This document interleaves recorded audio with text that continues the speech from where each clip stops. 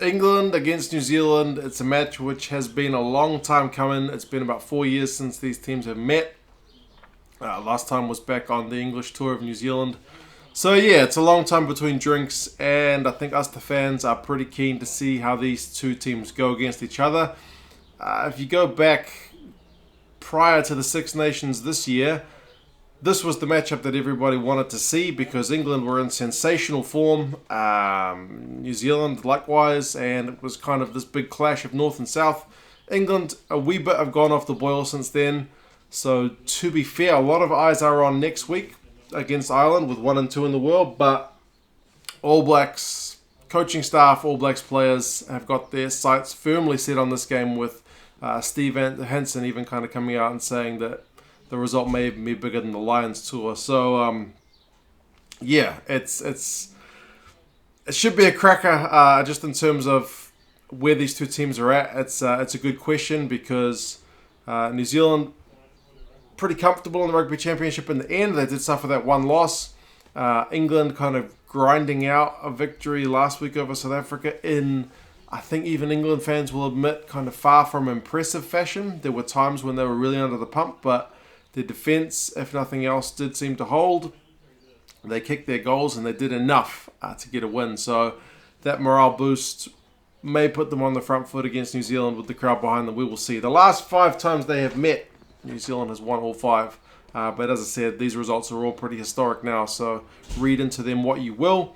The average score over those 5 games, New Zealand 27, England 19, so not exceptionally close, but by no means getting hidings.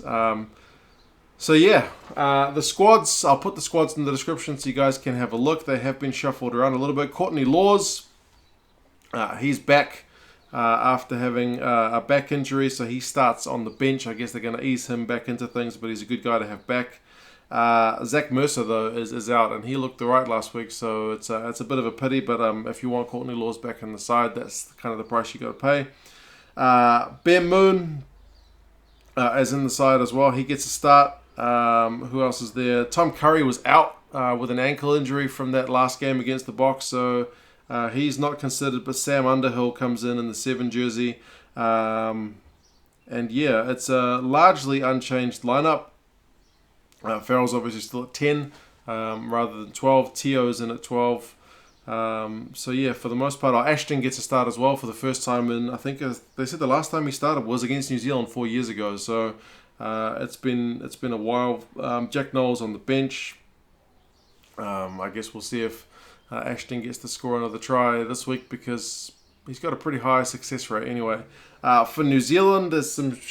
It's not really fair to compare it to that team in Japan last week, which was a much changed lineup. So these guys who have been in Europe preparing, Damian McKenzie, he's starting at fullback, and Steve Hansen's kind of talked about wanting to have dual playmakers in the lineup, so he's gone with Damian McKenzie, who plays 10 in Super Rugby as well, played a lot of fullback too, but they want these guys who can kind of play off each other. Steve said something like, if one guy gets shut down, then it's not all about the frustration going through the one man. They've got another guy who can kind of take the reins. So yeah, they've got him. So that shifts Ben Smith to the right wing. Midfield is Sonny Bill Williams and Jack Goodhue.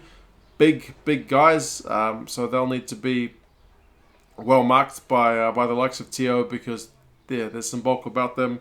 Lala's on the bench. It's good to see him back after having most of the season off with injury. And likewise, Dan Coles, he is back. He did play in Japan last week and scored a try.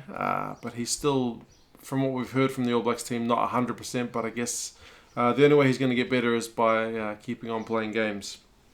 The bookies, at least the New Zealand bookies, have got New Zealand winning this one by 13, which is a little bit more than what we've got the average score over these guys in their last 5 games. But yeah, what do you guys think? Are England lucky to win last weekend on a downward spiral, or was that win kind of one that's going to get them backing on the right track? Are the All Blacks going to continue on their way with apparent regular success over England, or do you think they might struggle more than the bookies at pretty much 2 converted tries, giving them credit for? You guys let me know your thoughts. As I said, the full teams will be in the description, so you can look at the full lineups there. But yeah, let me know your thoughts on the players, the game, and I'll talk to you again soon. See you later.